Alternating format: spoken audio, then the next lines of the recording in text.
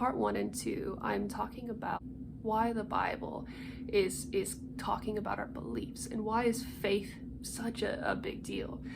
That's what I talked about in the first part. In the second part, I talked about how our beliefs are how we sin against people, and a large part of what has to change when we are contending against our sin is our beliefs against God and against man. In part 3, I want to talk about how our beliefs can continue on in our Christian life, and how we can try and approach God from sinful beliefs, and how this really ruins our Christian walk. Maybe not completely, but it has a huge effect on our Christian walk, because what Christianity is supposed to be doing is really getting at our beliefs, everything in us that is contrary to what is godly and what is good.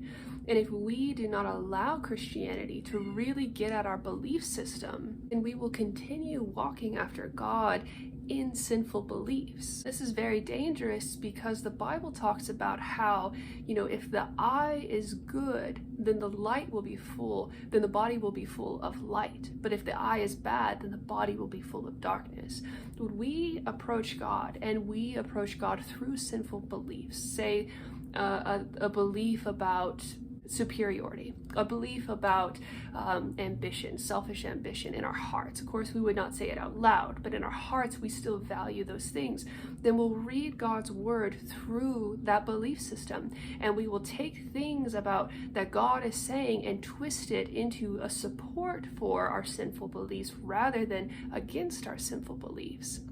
And the irony of this is that so often the very passages that should be contending against that belief system are ones that we turn around in support of a false belief of whatever it is. It's very important for us to understand that we can have sinful beliefs about God, and that not every belief we have about God is a good thing, because our beliefs can come from the flesh. It's that value system of the flesh. If I believe, for example, that what God's grace is that He's just not going to judge me for my sins, and I think that that's lovely and wonderful, instead of that it's fair for God to judge all people accurately according to how they live their lives, then I have assigned a belief system to the gospel, and I now go out and I proclaim that belief system, and I teach about God, maybe partly with the gospel being true in what I'm teaching, but partly with that lie.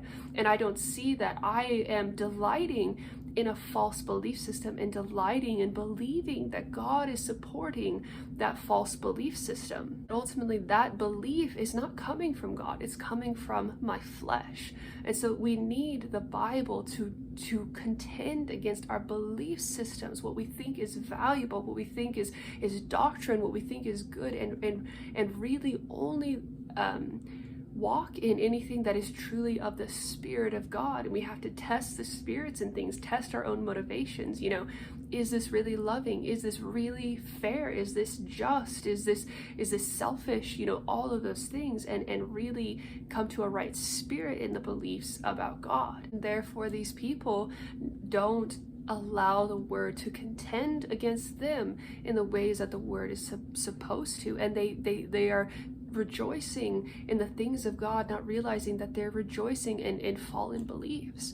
And this is what the discipline of God is meant to do with Christians, is it's really meant to come against our beliefs and our ideas about God, and correct those things, and show us our sinful presumptions, our sinful biases, those types of things. And instead, the danger today is that we have our doctrines, and we have our ideas about what is true about God, and because we're holding on to those things so firmly, instead of only walking in what is truly of God, and really testing those things, and be willing to test everything and see if it's truly of God or not, because we're holding on so tightly to what we say is truth. God can't even get in and contend against our beliefs of what is good, and our beliefs of what is truth, and show us that a lot of this is rooted in sinful ideas. It's coming from the flesh, because everything that comes from the mind of man is ultimately going to be corrupt. It's going to come from a joy that's ultimately rooted in sinful reasons for that joy, rather than righteous and godly reasons for that joy. In the next couple of videos, I'll talk more in depth about some of these sinful beliefs that we come to God with.